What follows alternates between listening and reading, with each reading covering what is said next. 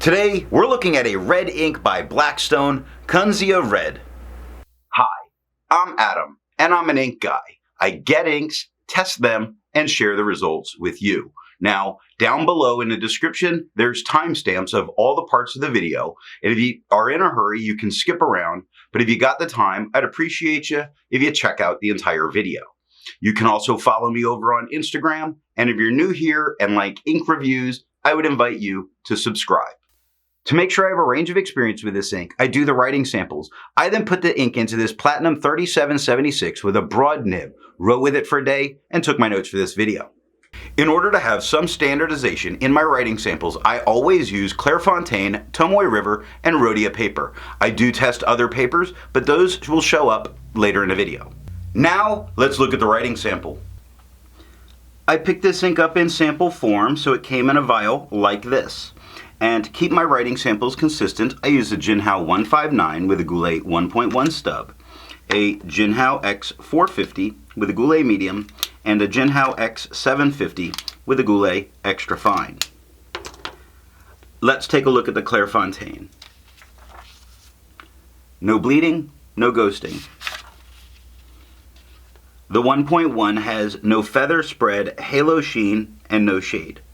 The extra fine is a little lighter than the stub, with no feather spread, halo sheen, no shade, 12 seconds to dry. Medium is the same tone as the extra fine, with no feather spread, halo sheen, and no shade, 20 seconds to dry. Scrubby for both are showing us no color variation. We're not expecting it, and we're not getting it. Tomoe River, with no bleeding and normal Tomoe River ghosting. The 1.1 has no feather spread, halo sheen, and no shade. The extra fine is just a tad lighter than the stub, with no feather spread, halo sheen, no shade, 21 seconds to dry. Medium is the same tone as the stub, with no feather spread, halo sheen, no shade, 33 seconds to dry. Scrubby for both are showing no color variation, and we're not getting any. And Rhodia paper, with no bleeding and no ghosting. The 1.1 has no feather spread, halo sheen, and no shade. The extra fine is the same tone as the stub, with no feather spread, halo sheen, no shade, 15 seconds to dry. The medium is the same tone as the extra fine, with no feather spread, halo sheen, or shade, and 23 seconds to dry. Scrubby for both are showing no color variation, and we're not getting any. I agree with Vita that I've learned a lot by doing multiple chromatographies. The one on the left is done the way it's supposed to be done. I put a line of ink down and immediately put it into water for 10 to 15 seconds. And what we're seeing here is a very nice red that starts very watered down. It does have the beginning formings of a line, even though it's immediately in the water, but it does push quite a bit up. It's gathering at the top, and it's got a very bright yellow at the top of this. Now the one on the right I let dry for 10 minutes before I dunk it into water. That line on the bottom is a little darker and more there, and as the ink pushes up, it is a little darker pushing up, not so light. Still gathered at the top, still has that yellow at the very top of it. Resistance tests are done to see how well this ink can be expected to perform on the page, and more importantly, how hard it may be to clean from your pen. Now I let the smear dry for 3 days before testing it. Looking at the highlighter, there's no way I'm using this in a note-taking situation if I want to be able to go back and highlight because of the amount of blowout that's occurring. Water's lifting all of the darkest tones of this ink, not getting rid of all of it. We do see some of the lighter tones, and it's reflecting just a little bit what we saw in the chromatography. Pen Flush does everything that water does and nothing more. But for me to clean this out of my pen, all that I had to use was water. The 1/3 bleach solution is completely removing it from the paper, but it's also staining the paper quite a bit after it's been removed.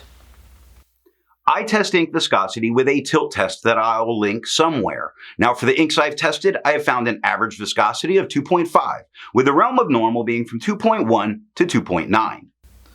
Blackstone's Kunzea Red has a viscosity of 1.39, making this a very wet ink. To find my average dry times, I use my writing samples. Now for the inks I've tested, I found an average dry time of 17 seconds, with the realm of normal being from 13 to 21 seconds. Blackstone's Kunzea Red has an average dry time of 21 seconds, making this right on the edge of normal, but still normal. Instead of finding inks that look like Blackstone's Kunzea Red, I would prefer to find an ink that complements its color on the page.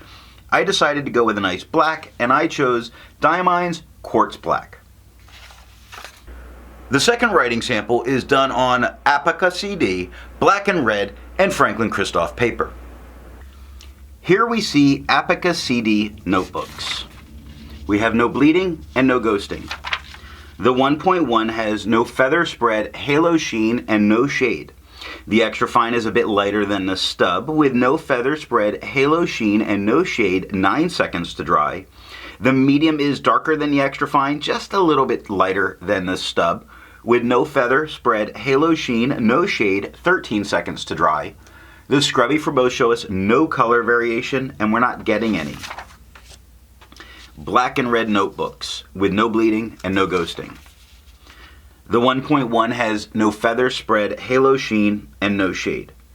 The extra fine is lighter than the stub with no feather spread, halo sheen, no shade, 7 seconds to dry.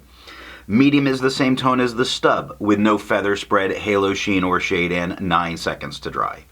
Scrubby for both are showing us no color variation, and we're not getting any. And then Franklin Christoph paper. And we do get a little bit of show through, ever so slight. It shouldn't stop you from using the back of the page, but no bleeding. The 1.1 has no feather spread, halo sheen, or shade. Extra fine is a little bit lighter than the stub with no feather spread, halo sheen, and no shade, 5 seconds to dry. Medium is the same tone as the stub with no feather spread, halo sheen, and no shade, 6 seconds to dry. Scrubby for both are showing us no color variation, and we're not getting any. That is all that I have for writing samples. So what do I think of Blackstone's Kunzea Red? This is a warm, darker red tone that doesn't offer a lot of shading. And this I find that I really do enjoy. So it's hard for me to find reds that I think the tone is really on. And here's one that I think it is. I think this is a good red for me. So what nib and pen give the best writing experience with this ink? I really love the tone that's given by a wet medium or wet fine pen. It's dark and beautiful. If you enjoyed this video, give it a thumbs up, and thanks for watching.